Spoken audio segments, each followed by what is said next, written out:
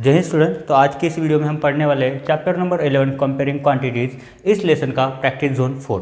ठीक है, तो ज़्यादा टाइम वेस्ट ना करते हुए हम हमारा प्रैक्टिस जोन 4 स्टार्ट करते हैं। तो क्वेश्चन नंबर 1 में बोला है हमें, Vineet bought a second hand bike for ₹23,560। क्या किया है उसने? खरीदा है। देखो बॉट बोला है मतलब खरीदा है। ही सोल्ड इट फॉर ₹25,890। क्या बोला है उसने? सोल्ड किया है। कितने रुपीज़ में? 25,890 रुपीज़ में उसने बेच दिया। फाइंड द प्रॉफिट और लॉस इन दिस ट्रांजैक्शन। अभी क्या करना है, विनीत को प्रॉफिट हुआ या फिर लॉस हुआ इस ट्रांजैक्शन में, वो हमें फाइंड करना है। चलिए फाइंड करते हैं। सबसे पहले आता है हमारा गिवन। सबसे पहले क्या आता है हमारा? गिवन। ठीक है, गिवन में क्या बोला है? विनीत बॉट। बॉट मतलब क्या होता है? खरीदना। खरीदना मतलब जिस प्राइस पे हम किसी मटेरियल को खरीदते हैं उसको क्या बोलते हैं हम? कॉस्ट प्राइस बोलते हैं। मतलब CP of bike, CP of bike is equal to कितना होगा? ₹23,560। उसके बाद उन्होंने क्या बोला है? ही सोल्ड इट। सोल्ड मतलब बेच दिया। बेच दिया, बेचने को क्या बोलते हैं हम? Selling price. Selling price of bike, selling price of bike is equal to कितना आएगा? ₹25,890। ₹25,890। ठीक है, उसके बाद उन्होंने बोला है फाइंड द प्रॉफिट और लॉस इन दिस ट्रांजैक्शन। तो इस पूरे ट्रांजैक्शन में उसको प्रॉफिट हुआ है या फिर लॉस हुआ है, ये हमें फाइंड आउट करना है। तो लिखते हैं टू फाइंड। टू फाइंड में क्या करना है? प्रॉफिट और लॉस। प्रॉफिट और लॉस इन दोनों में से क्या हुआ है, यही हमें फाइंड आउट करना है। चलिए फाइंड आउट करते हैं। सॉल्यूशन। सॉल्यूशन तो अगर हम सॉल्यूशन में अगर थोड़ा सा ध्यान देते इस क्वेश्चन में, अगर थोड़ा सा ध्यान देते हैं तो हमें क्या पता है? हमारे पास कॉस्ट प्राइस है, मतलब हमें कॉस्ट प्राइस पता है। सेलिंग प्राइस दी गई है, मतलब हमें सेलिंग प्राइस पता है। तो हमें एक बात पता है कि अगर मेरी सेलिंग प्राइस कॉस्ट प्राइस से ज़्यादा है, सेलिंग प्राइस मेरी कॉस्ट प्राइस से ज़्यादा है, तो इसका मतलब क्या हो रहा है? मुझे प्रॉफिट हो रहा है। जिस चीज़ को मैंने 23,560 में खरीदा है, उसको अगर मैं थोड़ा सा प्राइस बढ़ा के भी बेचूं तो मुझे क्या हो रहा है? प्रॉफिट ही होगा। तो चलिए कंपेयर करते हैं। हियर देखो, ये सेलिंग प्राइस है कितनी है? 25,890। ये क्या है? Cost price 23,000। तो 25,000 ऑलरेडी बड़े ही होंगे ना 23,000 से। तो लिखते हैं हियर पर SP is greater than CP. अगर मैं किसी चीज़ को 100 रुपये में खरीद रहा हूँ, इस पेन को मैं 100 रुपये में खरीद रहा हूँ और 120 रुपये में बेच रहा हूँ, इसका मतलब क्या होगा? मुझे 20 रुपये का प्रॉफिट होगा। मतलब मेरी कॉस्ट प्राइस क्या थी यहाँ पे? 100 रुपीज़। सेलिंग प्राइस क्या थी? 120 रुपीज़। इसका मतलब मुझे 20 रुपीज़ का प्रॉफिट होगा। तो यही हुआ है यहाँ पे। सेलिंग प्राइस अगर मेरी बड़ी है कॉस्ट प्राइस से, तो मुझे क्या होगा? प्रॉफिट। तो देयरफॉर लिखते हैं therefore profit is equal to, profit मतलब क्या होता है? प्रॉफिट मतलब होता है selling price minus cost price. Selling price है मेरी 25,890 रुपीज़ और कॉस्ट प्राइस है मेरी 23,560 रुपीज़। अगर हम दोनों को माइनस करते हैं, देखो यहाँ पे माइनस करके भी दिखाता हूँ। 25,890 माइनस 23,560। जीरो से जीरो माइनस किए तो क्या क्या मिलेगा? जीरो। 9 माइनस 6 करोगे तो कितना आएगा? 3। 8 माइनस 5 करोगे तो कितना आएगा? 3 आएगा। 5 माइनस 3 करोगे तो कितना आएगा? 2। और 2 माइनस 2 करोगे तो कितना आएगा? 0। मतलब उस पूरे ट्रांजैक्शन में विनीत को कितना प्रॉफिट हुआ? 2,330 रुपये का प्रॉफिट हुआ। कितना प्रॉफिट हुआ? 2,330 रुपये का क्या हुआ? उसको प्रॉफिट हुआ। कितने का हुआ? 2,330 रुपये का विनीत को प्रॉफिट हुआ। ठीक है, तो ये आ गया हमारा प्रॉफिट। क्या है ये? हमारा प्रॉफिट। तो लास्ट वाला सेंटेंस भी लिखना पड़ेगा। तो कैसे लिखेंगे? Therefore in this transaction Vineet has, in this transaction, in this transaction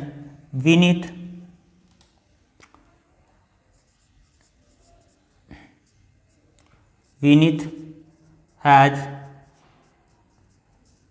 profit of ₹2,330।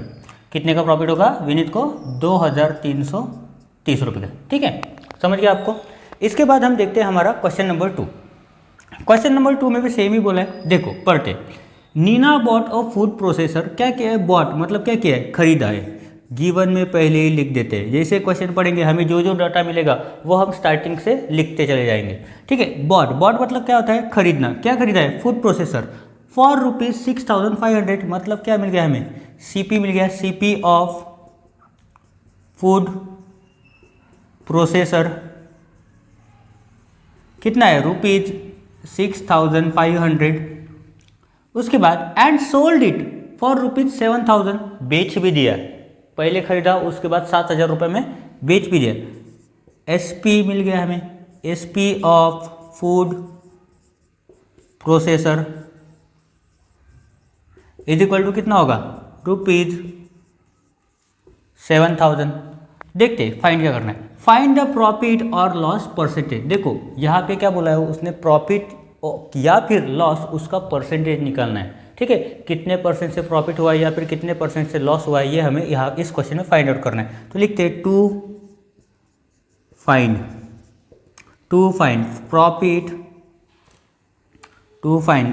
Profit और लॉस परसेंटेज, प्रॉफिट और लॉस परसेंटेज। देखते हैं सॉल्यूशन। ठीक है, प्रॉफिट और लॉस फाइंड आउट करने के लिए मुझे थोड़ा सा एक कॉन्सेप्ट लगेगा जो मैंने वीडियोस में एक्सप्लेन किया है एग्जांपल्स में। देखो, प्रॉफिट कब होता है, जब मेरा सेलिंग प्राइस ज़्यादा हो कॉस्ट प्राइस से, और लॉस कब होता है, जब मेरा कॉस्ट प्राइस बड़ा होता है सेलिंग प्राइस से।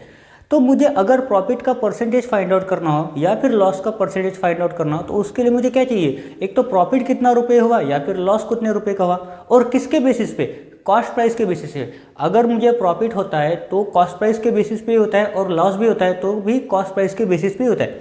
समझो, ये पेन मेरा 100 रुपीज़ का है, इसको मैंने 120 रुपीज़ में बेच दिया, मतलब मुझे 20 रुपये ज़्यादा मिलेंगे, तो वो क्या हो गया, मेरा प्रॉफिट। और यही पेन अगर मेरा 100 रुपीज़ का है और इसको मैंने 80 रुपीज़ में बेच दिया, तो मेरा 20 रुपीज़ का तो लॉस हो गया। पर ये दोनों जो चीज़ें हैं, प्रॉफिट और लॉस, कौन से प्राइस पे हो, मुझे कॉस्ट प्राइस के ऊपर हुआ ना, मतलब मेरा बेस क्या रहेगा इसमें, कॉस्ट प्राइस रहेगा।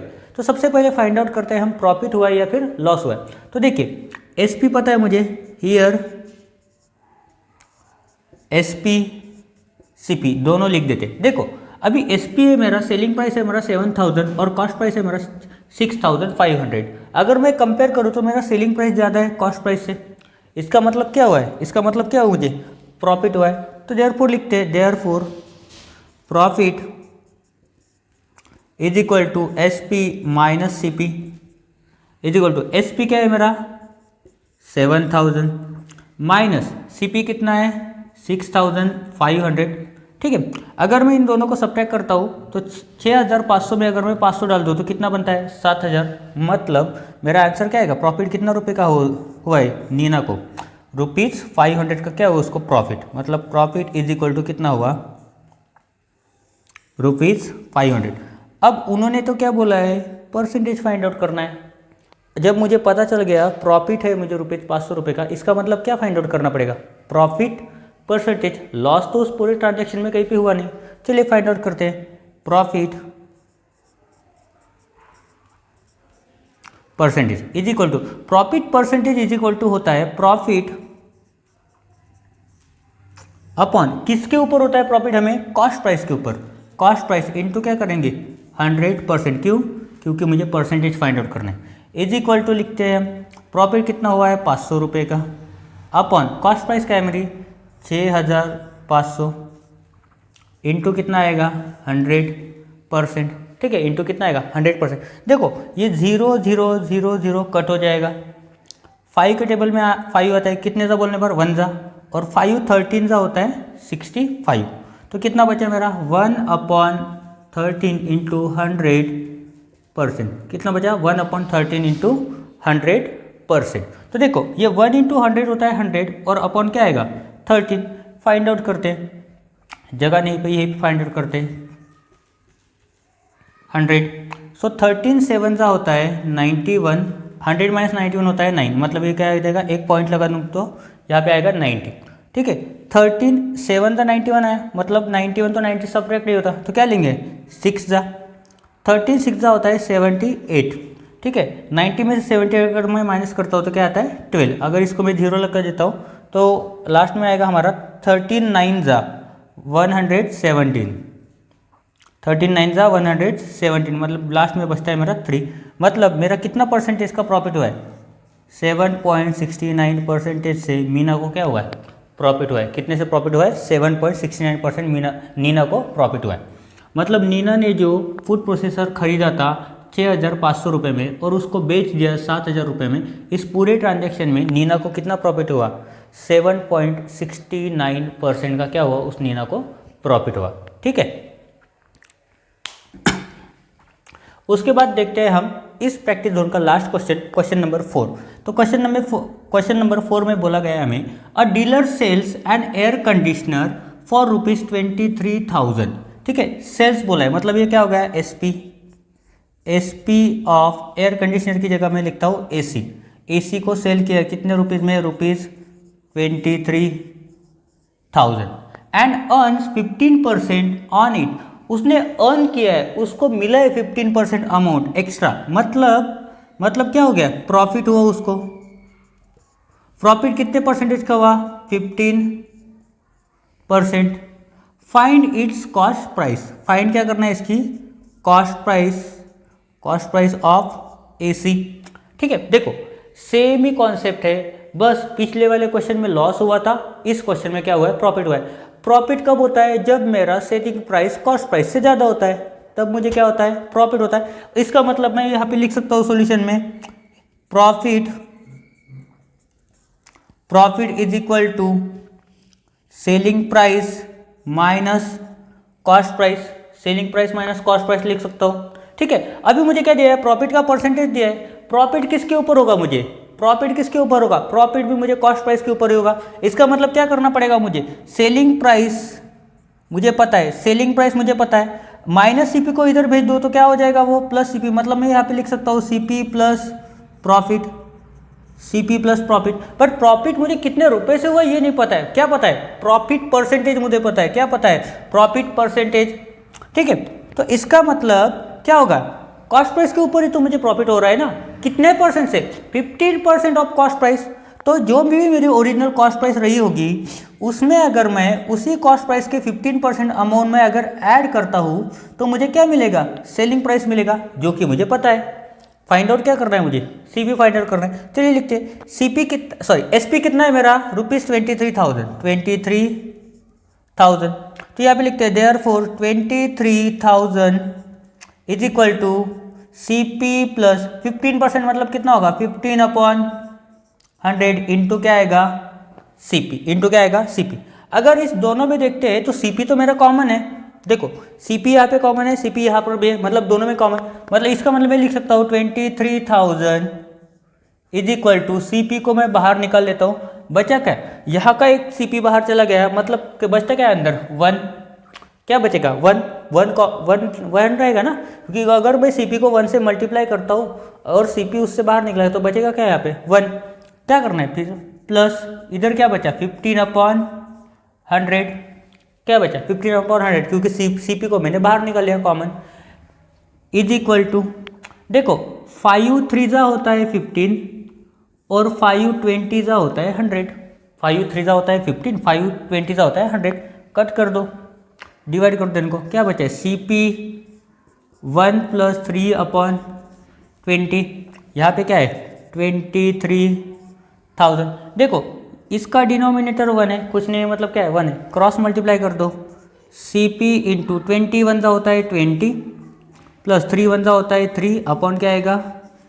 20 इज इक्वल टू, इधर क्या है देखो 23,000। देखो यहाँ पे क्या आएगा? CP is equal to CP into 20 + 3 होता है 23 अपॉन क्या आएगा? 20। इन दोनों के बीच में कौन सा रिश्ता है? मल्टीप्लिकेशन का रिश्ता है। यहाँ पे क्या है? 23,000। देयरफॉर सीपी यहाँ पे क्या है? मल्टीप्लिकेशन में 23/20 से।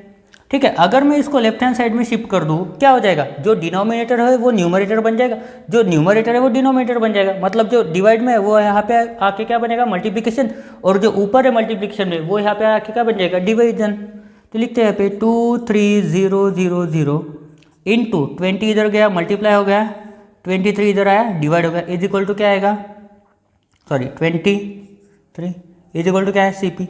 Therefore C P is equal to क्या होगा, देखो 23 वन सा होता है 23, मतलब क्या आएगा ये 1000 इंटू कितना आएगा 20। अगर मैं दोनों को मल्टीप्लाई करूँ 2 इंटू 1 होता है 2, 1 2 3 4 4 0 1 2 3 4, मतलब कॉस्ट प्राइस मेरा क्या होगा, कॉस्ट प्राइस एसी का क्या होगा ₹20,000।